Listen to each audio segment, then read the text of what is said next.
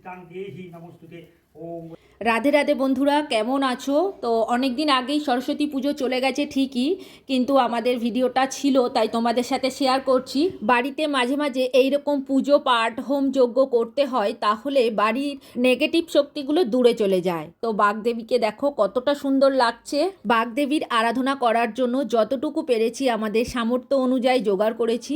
আমাদের বাড়িতে বছরে দুবার কিন্তু হোম করা হয়, মা লক্ষ্মীর পুজোতে করা হয় আর এই সরস্বতী পুজোতে করা হয়। সরস্বতী পুজো হয়ে গেছে, কিন্তু বামন ঠাকুর বলেছিল সমস্ত জিনিস রেখে দিতে, কেননা পঞ্চমী লেগেছিল। তো ওই কারণেই আমরা সমস্ত জিনিস আমরা মায়ের সামনে রেখে দিয়েছিলাম, যেহেতু আজকে সারাদিন পঞ্চমী লেগে আছে। আর তার জন্য দেখো প্রদীপের মধ্যে বেশি করে তেল দিয়ে দিয়েছি, একদম ভরে সারা রাত সারা দিন কিন্তু জ্বলবে। তো মাঝে মাঝে দেখে নিতে হবে তেলটা শেষ হয়ে গেছে কিনা, শেষ হয়ে গেলে আবার দিয়ে দিতে হবে। আজকের সমস্ত ঠাকুরকে কিন্তু আমরা মালা পরিয়েছি এবং সুন্দর করে সাজিয়েছি। আমাদের মা লক্ষ্মীর আসনে বসানো আছে, তো তোমরা দেখলে কতটা সুন্দর করে সাজিয়েছি। আমরা তো ফটো তুলতে ভালোবাসি, তো এখানে কিছু ফটো তুলে নিয়েছি।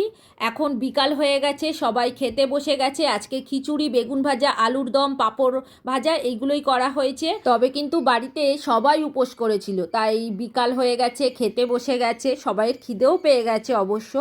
এখন প্রসাদ সেরকমভাবে খাওয়া হয়নি, ওই অল্প একটুখানি খেয়েই খেতে বসে গেছে, কেননা ছেলে আবার পড়তে চলে যাবে, তাই জন্য তাড়াহুড়ো করে সবাই বসে পড়েছে। তোমরা যদি এরকম মিনি ব্লগ দেখতে চাও, এখনও পর্যন্ত যারা আমার চ্যানেলটিকে সাবস্ক্রাইব করোনি, প্লিজ সাবস্ক্রাইব করে দিও।